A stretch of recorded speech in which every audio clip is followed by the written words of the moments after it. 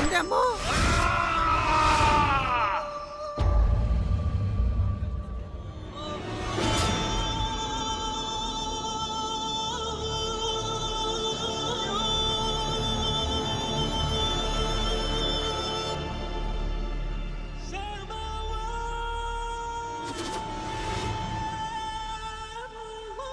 I am a comrade!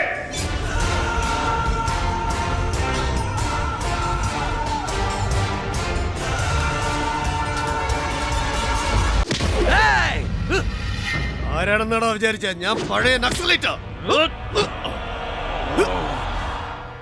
അതാണടാ problem. വേണ്ട വേണ്ട. നീ മാജി നക്സലൈറ്റ് ആണെങ്കിൽ ഞാൻ പ്രസന്റ് നക്സലൈറ്റ് ആണടാ.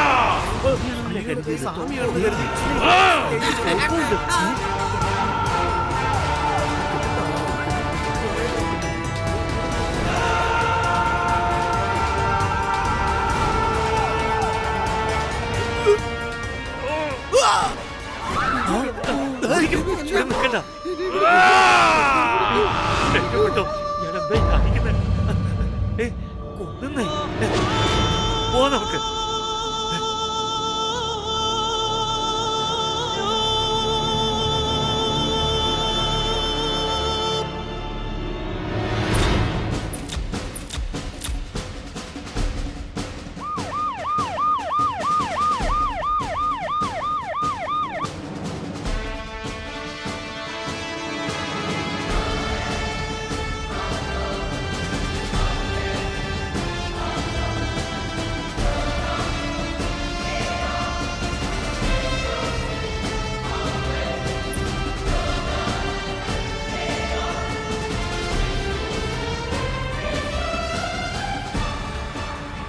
അവൻ എവിടെ ഉണ്ടെന്ന് കണ്ടുപിടിച്ചോ? Yes sir.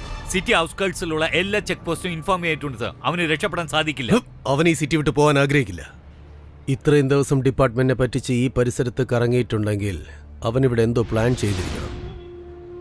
Okay sir. ശശിയണ്ണ നമസ്കാരം.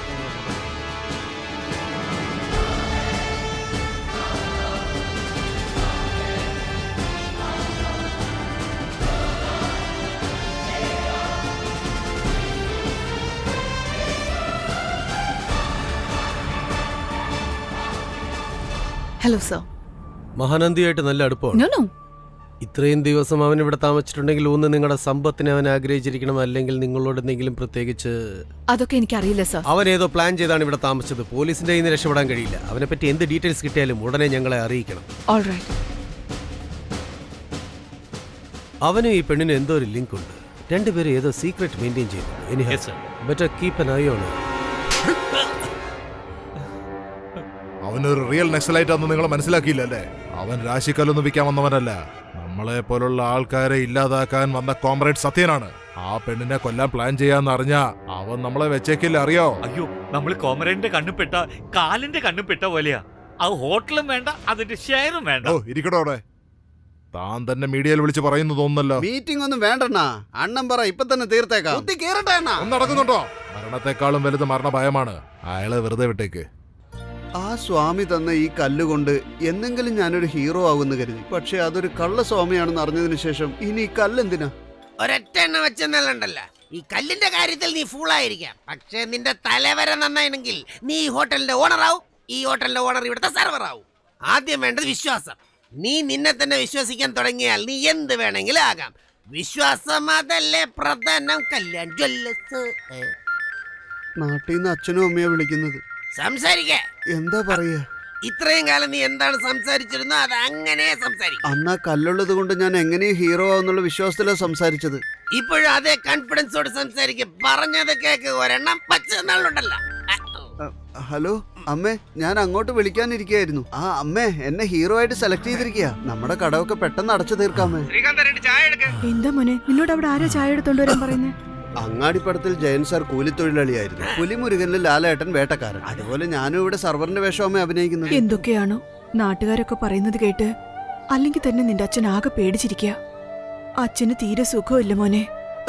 പൊന്നു വിളയുന്ന ഭൂമി വിറ്റിട്ട് ആ പണം നീ എടുത്തോണ്ട് പോവുകയും ചെയ്തു. സംഭവിക്കാൻ പാടില്ലാത്തത് എന്തെങ്കിലും സംഭവിച്ചാ നിന്റെ അച്ഛൻ പിന്നെ ജീവിച്ചിരിക്കില്ല. എന്താ അമ്മ ഇങ്ങനെയൊക്കെ സംസാരിക്കുന്നത്? ഹീറോ സാറേ ഷാട്ട് റെഡി.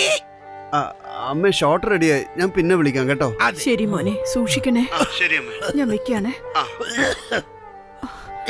ഒന്നുമില്ല, ഞാനൊരു കട്ടനെടുക്കട്ടെ.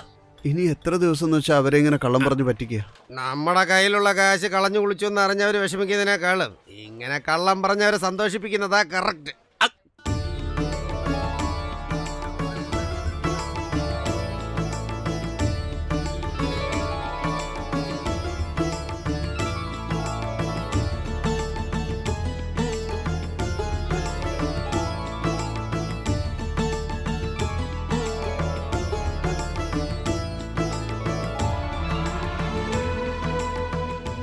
മോനെ, എപ്പോഴും അച്ചാറേ ഉള്ളോന്ന് നീ ചോദിക്കാറില്ലേ?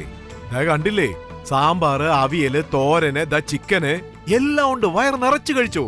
അമ്മേ, ഇത് സത്യമാണോ അതോ സ്വപ്നാണോ? അറിയില്ല മോളെ, ഇതൊക്കെ വാങ്ങിച്ചു തന്നെ എന്നോട് ഉണ്ടാക്കാൻ പറഞ്ഞു, ഞാൻ ഉണ്ടാക്കി, അത്ര തന്നെ. അതിരിക്കട്ടെ, ഇപ്പോ ഇത്രയ്ക്കൊക്കെ ആഘോഷിക്കാൻ കാരണം എന്താണെന്നൊന്ന് പറഞ്ഞൂടെ? അതെന്താന്ന് വെച്ചാ കൊറേ പട്ടിണി നമ്മൾ കിടന്നില്ലേ, കടം വാങ്ങിച്ചെങ്കിൽ ഒരു ദിവസം നന്നായിട്ട് കഴിക്കാൻ തീരുമാനിച്ചു. എന്ത് കടം മേടിച്ചെന്നോ? അതുകൊണ്ട് ആരെയും പറ്റിക്കാനും പിച്ചെടുക്കാനും പോയില്ലല്ലോ. നോക്കിയിരിക്കാതെ കഴിക്കേ. ഇതാ നോക്ക്, അവസാനം സ്വീറ്റ്സും ഉണ്ട്. നിക്ക് സ്വീറ്റ്സ് ആദ്യം കഴിക്കാൻ പാടില്ല മക്കളെ. എല്ലാം കഴിച്ചിട്ട് അവസാനം ഒന്നിച്ച് കഴിക്കണം. കാരണം നമ്മൾ എല്ലാവരും ഒന്നിച്ചല്ലേ പോവാൻ പോകുന്നത്. എങ്ങോട്ടേക്കാ? എവിടേക്കാണെന്ന് ചോദിക്കുന്നല്ലോടി മരമണ്ടി. ആരുടെയും സഹായമില്ലാതെ കൃഷി ചെയ്യാൻ വേണ്ടി ഭാര്യയുടെ സ്വർണം വിൽക്കുന്ന ഭർത്താക്കന്മാരും സ്വന്തം മക്കളെ പട്ടിണിക്കിടുന്ന അച്ഛന്മാരും എവിടേക്കാ പോകുന്നത്? കടനടയ്ക്കാൻ സാധിക്കാതെ, സ്വത്തുക്കൾ വിൽക്കാൻ സാധിക്കാതെ, തരിശ് ഭൂമി കണ്ട് ഹൃദയം പൊട്ടി കൃഷിക്കാർ എങ്ങോട്ടേക്ക് പോകുമോ? ഈ ദേശത്തിലുള്ളവർക്ക് അന്നം നൽകി താനും തന്റെ കുടുംബവും വിഷം കുടിച്ച് വായിൽ നൊരയോടുകൂടി ആ കൃഷിക്കാരനും കുടുംബവും എങ്ങോട്ട് പോകുമോ? അങ്ങോട്ടാടി, അങ്ങോട്ട്. അങ്ങനെയെങ്കിൽ വേഗം ഞങ്ങളെ അങ്ങോട്ട് കൊണ്ടുപോകും അച്ഛാ. ഇത് പിടിക്കുമോളെ. ഞാൻ നിങ്ങളോട് 1, 2, 3 പറഞ്ഞതിന് ശേഷം എല്ലാവരും ഒന്നിച്ച് കഴിക്കണം. എങ്കിലേ ഒന്നിച്ച് സ്വർഗത്തിലേക്ക് പോകാൻ പറ്റൂ. സ്വർഗോ? നിങ്ങൾ എന്തൊക്കെയായി പറയുന്നത്? എനിക്കൊന്നും മനസ്സിലാവുന്നില്ല. എനിക്ക് മനസ്സിലാവും. നമ്മുടെ പ്രശ്നങ്ങളെല്ലാം തീർന്നു. ഇനി ഒരു ബുദ്ധിമുട്ടുമില്ല. റെഡിയാണോ? 1, 2, 3. നിർത്തൂ.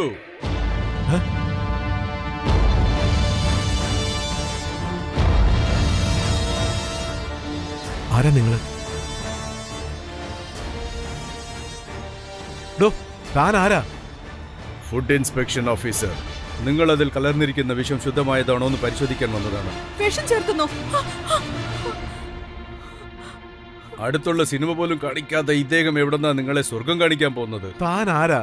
ചാകാനുള്ള സ്വാതന്ത്ര്യം പോലും ഞങ്ങൾക്കില്ലേ? നിങ്ങൾ തെറ്റിദ്ധരിച്ചിരിക്കുകയാണ്. നിങ്ങളുടെ സ്വാതന്ത്ര്യം എടുക്കാനല്ല, കൊടുക്കാനാ വന്നിരിക്കുന്നത്. എനിക്കറിയാം നിങ്ങൾ ഇതുപോലെ എന്തെങ്കിലും ചെയ്യുമെന്ന്. അതുകൊണ്ടാണ് നിങ്ങളെ ഫോളോ ചെയ്തു വന്നത്. മരിക്കാൻ പോകുന്ന താങ്കൾ എങ്ങനെയും മരിക്കും എന്നുള്ളത് ഉറപ്പിക്കാനാണ് ഞാനിങ്ങോട്ട് വന്നത്. നിങ്ങൾ തന്നെ ഇങ്ങനെയൊക്കെ പറഞ്ഞാൽ എങ്ങനെയാ? അതെ ചേച്ചി, ഇദ്ദേഹത്തിന് സമയാസമയത്തിന് മഴ പെയ്യുമെന്നുള്ള വിശ്വാസം ഇല്ല, പെയ്താലും വളർച്ചയുണ്ടാവുന്നുള്ള വിശ്വാസമില്ല, സർക്കാരിന്റെ സഹായം കിട്ടുന്നുള്ള വിശ്വാസമില്ല. പക്ഷെ ഈ വിഷത്തോട് വിശ്വാസമുണ്ടായിരുന്നു. ചിലപ്പോ ഇതിൽ മായം ചേർത്ത് കുട്ടികൾ മരിച്ച് നിങ്ങൾ ജീവനോടെ ഇരുന്നാൽ? അങ്ങനെ സംഭവിക്കില്ല. ഞങ്ങൾ എല്ലാവരും ഒന്നിച്ചേ മരിക്കൂ. നിങ്ങൾക്ക് എന്താ ഭ്രാന്താണോ എല്ലാരും ചാകണമെന്ന് പറയാൻ? കൃഷിക്കാരുടെ ബുദ്ധിമുട്ട് സർക്കാരിന് മനസ്സിലാവില്ലെന്നാ കരുതിയത്. ഇപ്പൊ ഭാര്യയ്ക്കും മനസ്സിലാവുന്നില്ല. ഇപ്പൊ പറഞ്ഞത് പുതിയൊരു കാര്യം. അത് വിട്ടേക്ക്. ഈ വിഷം എങ്ങനെ പരിശോധിക്കണമെന്ന് പറ. ഇത് പിന്നെ പരിശോധിക്കാൻ ആദ്യം തന്നെ പോലെ ആൾക്കാരെ രക്ഷിക്കാൻ ആരെങ്കിലും ഉണ്ടോ എന്ന് ആലോചിച്ച് നോക്ക്. ഹൈവേ വരുന്നു എന്ന് പറഞ്ഞ് ഞങ്ങളുടെ നിലമെല്ലാം ഗവൺമെന്റ് ഏറ്റെടുത്തു. അങ്ങനെയുള്ളവരെ ഞങ്ങളെ എങ്ങനെ സംരക്ഷിക്കും? ദക്ഷിണ വാങ്ങാത്ത, വഞ്ചിയില്ലാത്ത എത്രയോ അമ്പലങ്ങളുണ്ട്. പക്ഷെ കൈക്കൂലി വാങ്ങാത്ത ഒരു പോലീസ് സ്റ്റേഷനെങ്കിലും ഈ നാട്ടിലുണ്ടോ? അവരും ഞങ്ങളെ സംരക്ഷിക്കില്ല. പക്ഷേ ഞങ്ങളെപ്പോലുള്ള പാവങ്ങൾക്ക് വേണ്ടി പോരാടാൻ ഒരു കൂട്ടരുണ്ട്. ആരവര്? സഖാക്കൾ. പിന്നെ അവരുടെ അടുത്ത് പോവാത്തത്? വെങ്കടാചലപതി തിരുപ്പതിയിലാണെന്നുള്ള കാര്യം അറിയാം. സായിബാബ സീറഡിയിലുണ്ടെന്നും അറിയാം. കടം വാങ്ങിച്ച് വിഷം എവിടെ നിന്ന് വാങ്ങണമെന്നും അറിയാം. പക്ഷെ ഈ സഖാക്കളെ ഞാൻ എവിടെ പോയി അന്വേഷിക്കും? ഞങ്ങളെ രക്ഷിക്കേണ്ട ദൈവങ്ങളൊക്കെ കാട്ടിലാ ഉള്ളത്. അവർ എവിടെയാണെന്ന് അവർക്ക് പോലും അറിയില്ല. ഞങ്ങളുടെ ഭാഗ്യദോഷം, അവരെ കാണാൻ പോലും ഞങ്ങൾക്ക് സാധിക്കില്ല.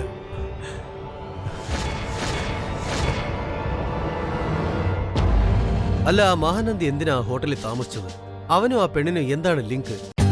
For more updates, like, comment, subscribe to our channel.